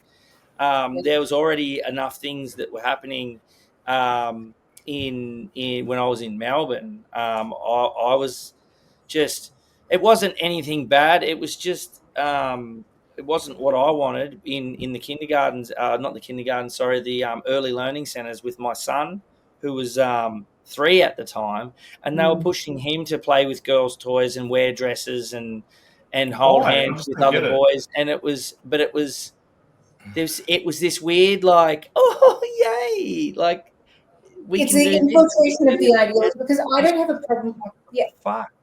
I don't have a problem with little boys playing with little girls' toys. I mean, like, they're toys. Like, my daughter's favorite toys are toy cars and toy trucks. For Christmas, she is getting, from the Pixar car movie, she's getting a Mack truck. That's what she wants. She's 2. And she plays with her toy cars and trucks while she wears her purple tutu, which she hasn't taken off in 6 months. 2. It's her world. It's her life. She doesn't know anything. And she's just exploring and working out who she is. So I don't care if a little boy plays with girls' toys or what stereotypical girls' toys. I can sit there and play with Barbies all you want. My problem is if it's being forced upon them in something of like, oh, look, you've played with the Barbie, now that means something. Correct. That's the dangerous thing, because it's like, because what this ideology is saying is that if that little boy plays with Barbies, it means he's actually a girl, and now we've got to go and put him on puberty blockers. That's right. All of a sudden, you're making these decisions based on nothing, because and I mean the lunacy of that is self-evident. We don't need to go on a big rant about it because we're all just preaching to the converted. We all know it's lunacy to take one thing a little kid does. If you have children, they go through little stages of liking certain things. My son liked, so he was the oldest, and then he liked playing with Barbies for 5 minutes because his sister had them, he wanted them. That was more. Try and give him one now, and I wasn't staunch or nothing. I just didn't like when he was going to childcare, and for them to be like, pushing it and trying to make it happen. And I was like, what the hell? But you just leave it go naturally, and he's doing what he wants, and if not, whatever. But the point is, taking decisions like that out of their hands and deciding this is how it is now. And I think that's a roll-on effect from what goes on with the sort of things that we've been talking about with the laws. Oh, completely. No one is going to start thinking that people are born in the wrong body unless you tell them that they are. Like, so kids, it's not natural. Like, you might have an imagination of it or something, but you're not going to sit there and go, it's fact, unless you're delusional. And so it's just indoctrination. It's the only way that this ideology could ever have power. It's so authoritarian. Like, it has to be indoctrinated. It has to be enforced by law, because no one is just willingly, no one with critical thinking skills is going to call a man a woman for no, what is effectively absolutely no reason. Like, as I said, a man can think whatever he wants about himself. Anyone can be as wrong as they want, have whatever identity they want. It's just that their right to have that stops the moment that they're taking away my right to be like, oh, I don't think that's true. Right. Which has basically always been my position with the Tickle v. Giggle case, where I'm like, please, so go and live your life. I wish you the best, all power to you. You call yourself what you want. I don't care. I wish you well. Please just stay out of women's spaces in sport purely on the basis that you are male. I'm making no other assumptions about your character or anything. It's just not allowed in a female in the space for the exact same reason. You're allowed to not want someone too. I don't have to be attracted. Like that whole thing where they say, "Oh, guys, if it's a trans, you should be attracted because whatever." And it's like, no, I'm not into guys. And then apparently that's wrong. It's like, I can be attracted to whoever or whatever I like. You won't tell me that. You can't tell me that. And that's another one of them things. It's just. I mean, they came for the lesbians first because, of course, they did.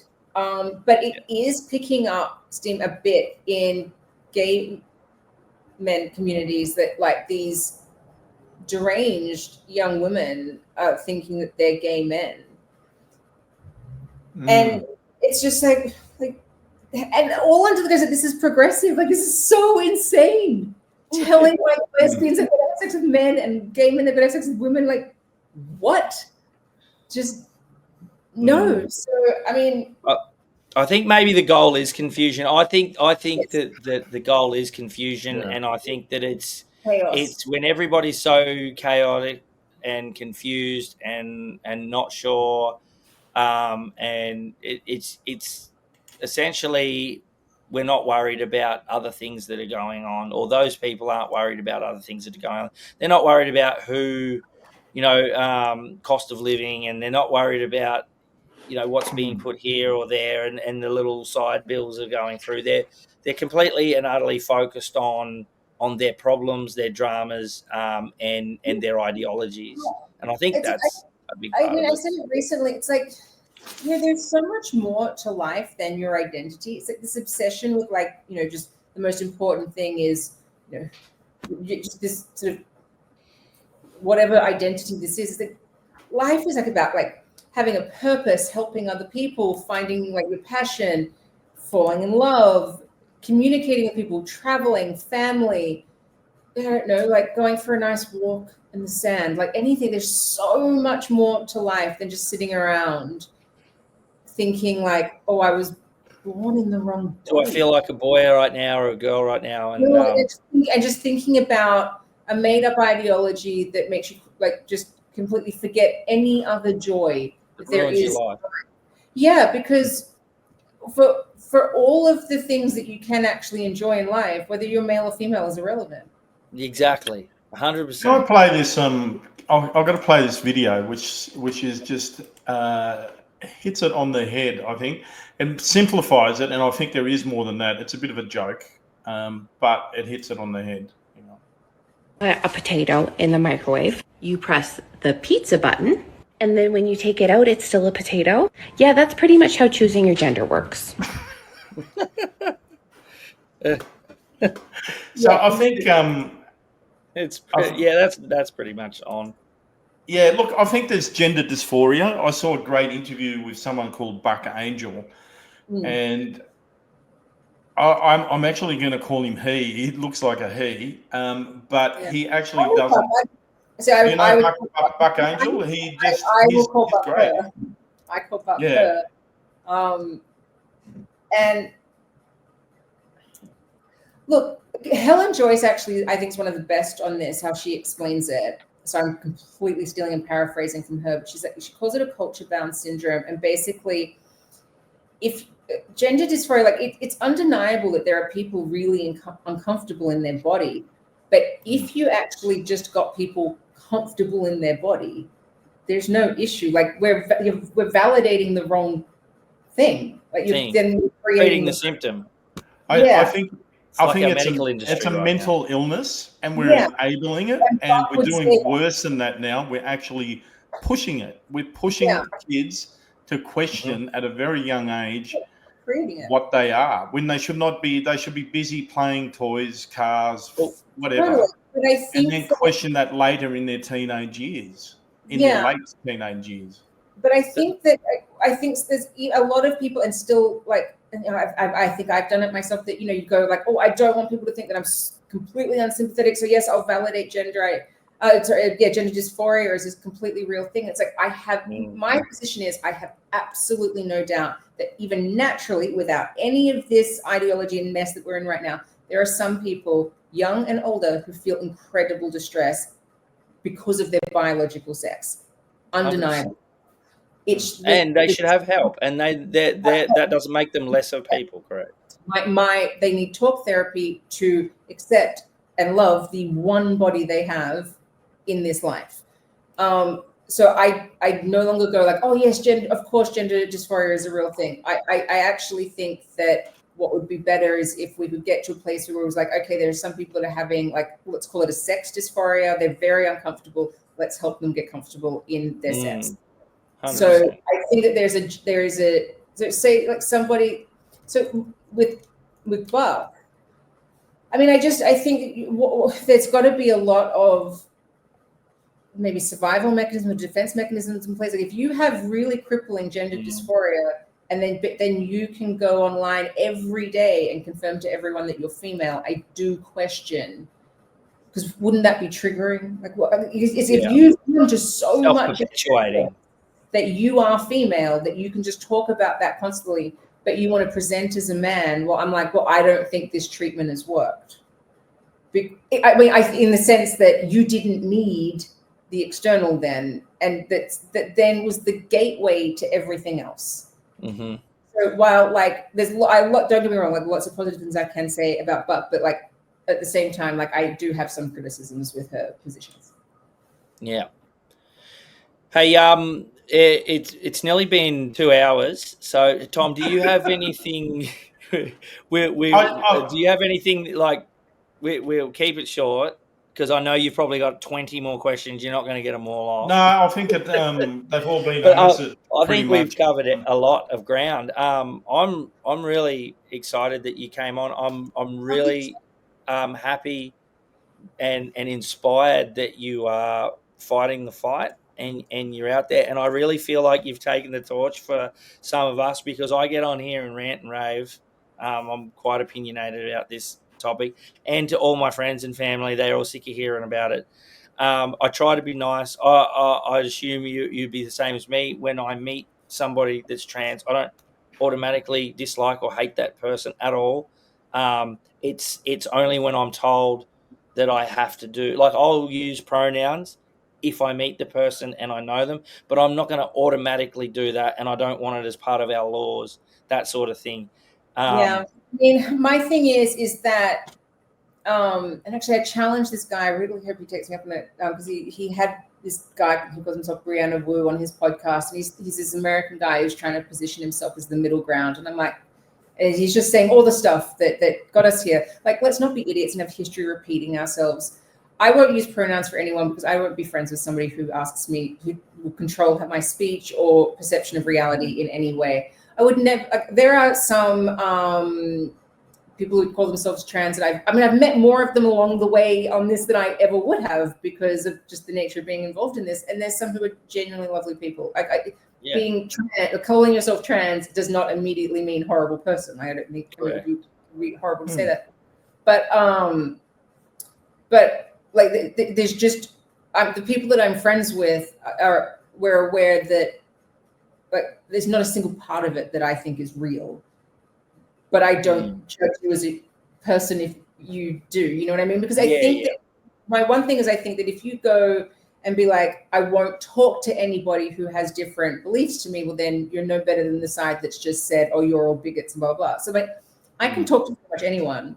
But I mean, the thing that we touched on a bit earlier, the one thing that I'm like just the most wary about is that, I used to be, and I am still very live and let live, but just once you know too much about autogynephilia, you go like, oh, I'm incredibly wary of any man who wears a dress because I don't want to participate in his fetish. And I think I have a right to have that barrier. So there's a few things that like I've changed or become maybe a little bit more hardlined on, but they're all based in fact. So I'm unapologetic. Yeah, that's all you need to be. That's awesome. Yeah, I've got a little video to take us out. Right. Take Sall out on. It starts off and it doesn't end up being what you think.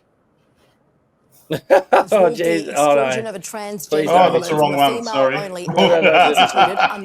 totally. In 2021, So I was actually going to show.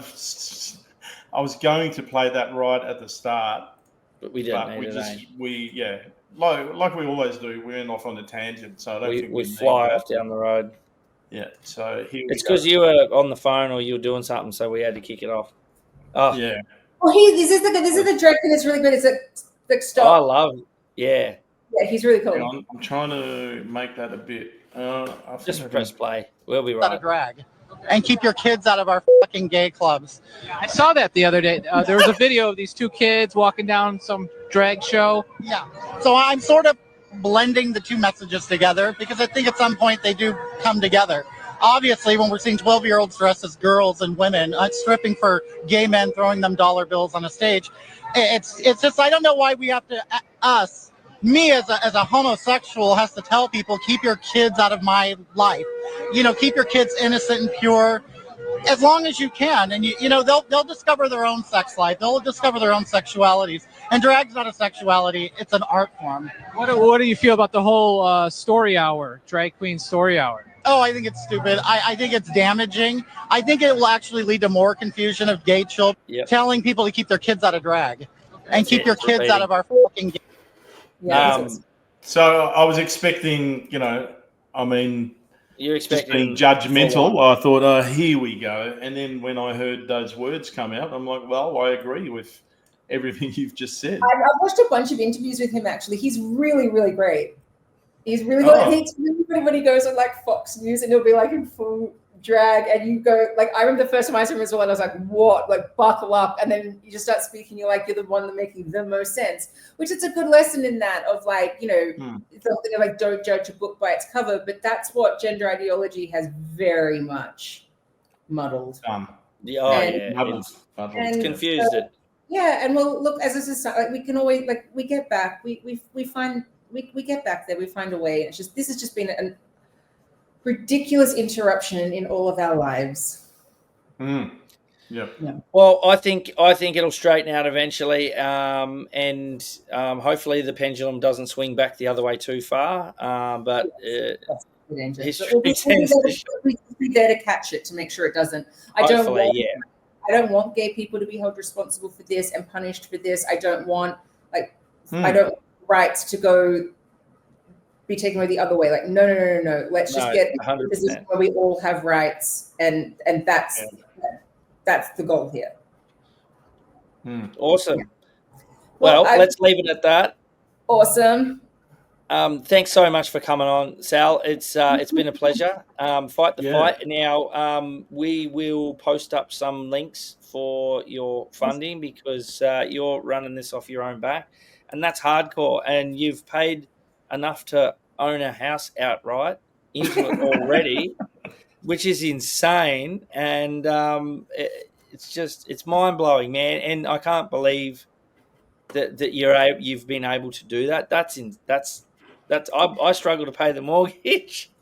Look, so, I mean, it was stressful. Like as I said, like raising the money is like a full-time job. But I'm just so grateful to the people who are supporting. And if anyone was, I will just say that some people have always said, like, why didn't I get pro bono legal help? There's a few reasons for that. One, the big law firms in Australia, no pro bono probably would have taken me on. They're all captured. Also, the work involved in this case, because for the defense, the only way you can defend this is basically by challenging the law. That creates so much work that there's just absolutely no way that you couldn't ask any professional to do that for free, or if they were, they wouldn't be doing a dedicated job to it. So, I mean, it's just the people who are doing the work on this is their skill and their role in it. And you know what? They get paid a lot of money. In our next lives, let's all come back as lawyers. Yeah. Yeah. Beautiful. Yeah.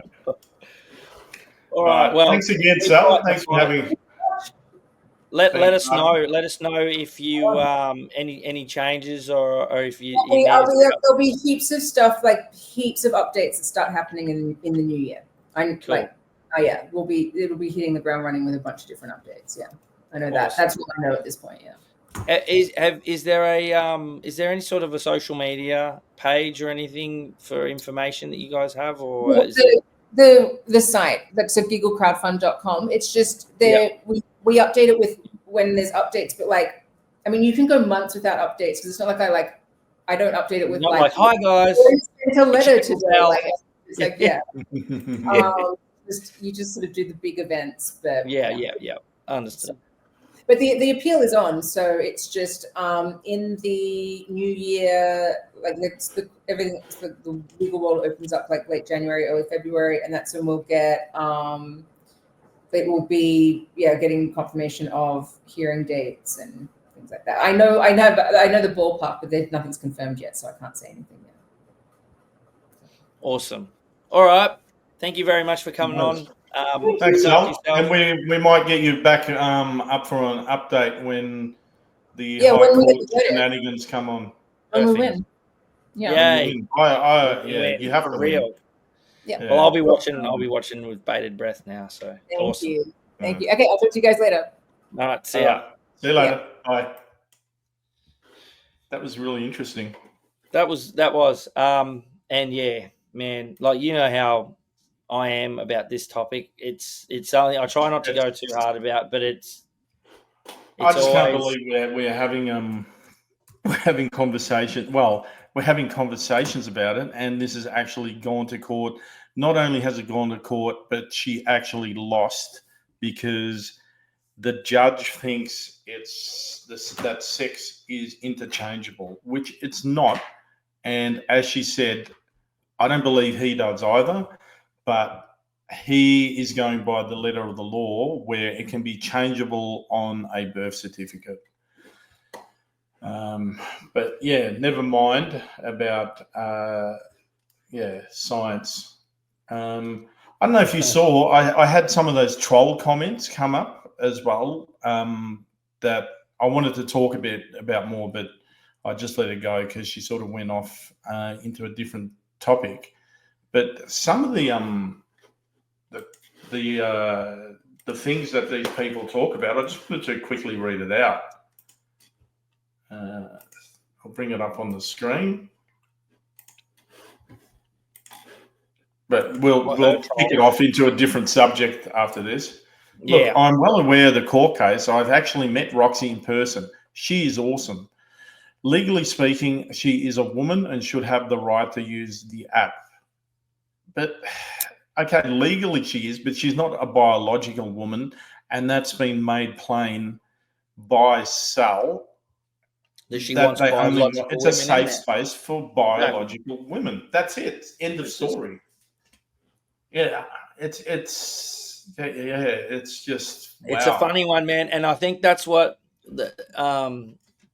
at the end of the day, like we said a couple of times throughout, there's obviously a major breakdown in the wording and the way the law works right now in regards to this, and it's ridiculous that she has to that Sal has to be the one that that puts her crowdfunded money. So essentially, people who donate to the cause, us, have to be the ones to sort this out when it should be something that should be getting rectified. There's major problems, and isn't it ironic that Julia Gillard, a woman, created the problem? It just seems these some women are hell bent on making it fucking harder for other women. I don't understand. I don't think they realize at the time, maybe.